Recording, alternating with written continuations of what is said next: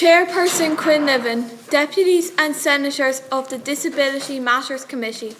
Hello, my name is Cara Darmody and I am the disability rights campaigner who performed a 50-hour protest on the dirty streets outside 3 weeks ago, and I'm the campaigner who is credited by the previous Taoiseach for the allocation of €10 million of government funding to what he calls Cara's Fund. My own story is very simple. I have two brothers, Neil, who is 12, and John, who is 8, who are both autistic and severely and profoundly intellectually disabled. They were both failed dramatically by the state in relation to his assessments and services, and Neil currently remains in an inappropriate school place. Our story is the story of so many thousands of other families. I cannot do anything to change the permanent damage being caused to Neil and John, but I can advocate to stop damage being done to autistic children in the future. So let's cut straight to the chase.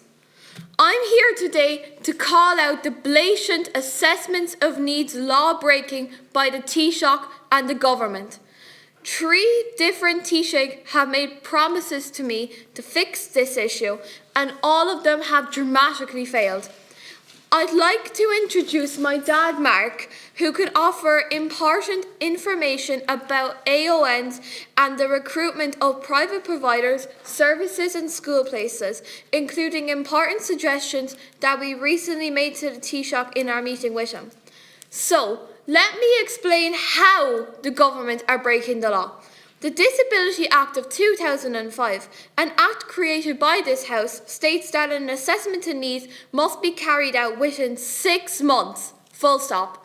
That 6-month time frame is there because every single person knows that early intervention is the key. It's also generally accepted that when early intervention doesn't occur, that damage is caused to children with disabilities. It's a no-brainer. But let's look at what's happening in Ireland right now.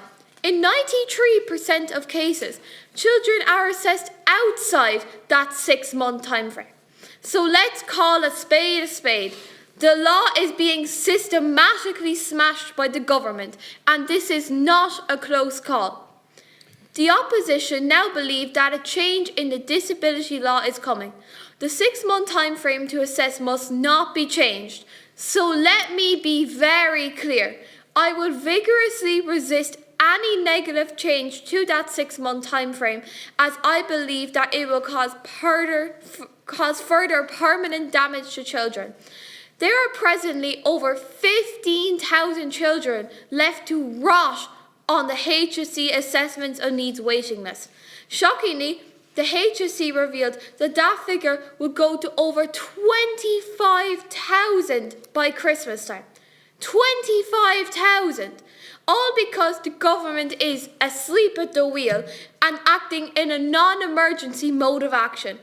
No spin or political waffle can hide the truth of these figures. No advocate has been more respectful or kind to our cabinet members than me. In fact, I really like every single one of them and I love meeting them. But let's call a spade a spade. They are dramatically failing children with disabilities right now. Worse still, they are lawbreakers, and I am calling that out big time right here. The cabinet are breaking the law. The Taoiseach is breaking the law. I get that they don't want to hear that type of criticism. I really do. But it's the truth. They are lawbreakers when it comes to assessments and needs. And if they don't like that type of criticism, then here's my advice. Stop breaking the law. It's a sad indictment on our country that if one of you asked me to find a location in Ireland where 100% of the people present are breaking a law of some type, then I will go to the Taoiseach's apartment on a Tuesday morning for the cabinet meeting. That's shocking to say, but it's true. 3 weeks ago, I was so grateful to be invited to meet our Taoiseach during my protest. But I was shocked that he wouldn't declare this as a national emergency.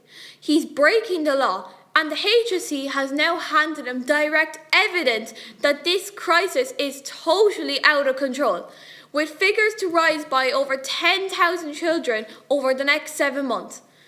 How many does that number have to reach before he's going to declare this as a national emergency?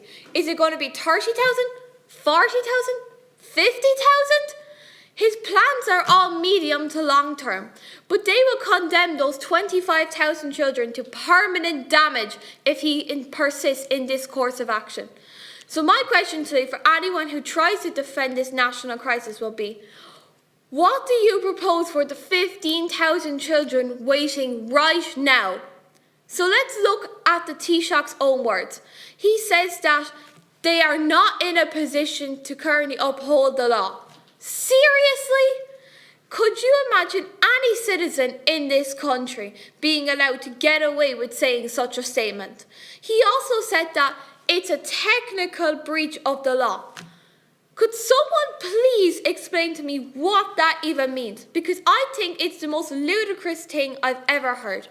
This is not a technical breach of the law, like parking on double yellow lines. It's total and utter blatant law breaking. So I'm going to be very blunt to the Taoiseach. Your law breaking is causing permanent damage to children with disabilities. You and your cabinet need to wake up and show some initiative and urgency. Children are suffering from permanent damage at your hands, and your conduct needs to be called out. We are an international embarrassment in how we treat children with autism and intellectual disabilities. How do I know this? Because I've already featured in an RT TV documentary that aired in France and Germany just last month, and I was also the sole keynote speaker at the huge Colin Farrell Foundation's gala in Chicago last December. People were disgusted to hear how our government treats children with disabilities. From this point on, I will be extremely vocal about this issue, both nationally and internationally, until real change occurs. And why do I believe that the government is asleep at the wheel? It's because they are stuck in the captivity of negativity, which is an endless cycle of negative thinking that fails to remove barriers on the road to progress. Every day, we hear excuses like, there's no more capacity left in the private sector.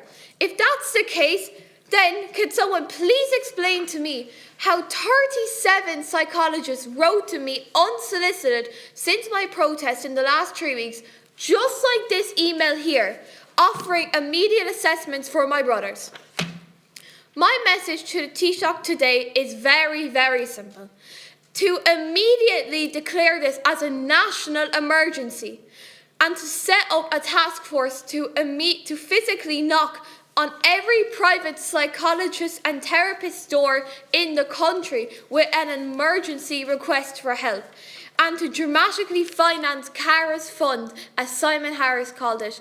And finally, Taoiseach, stop breaking the law. Thank you everyone for listening.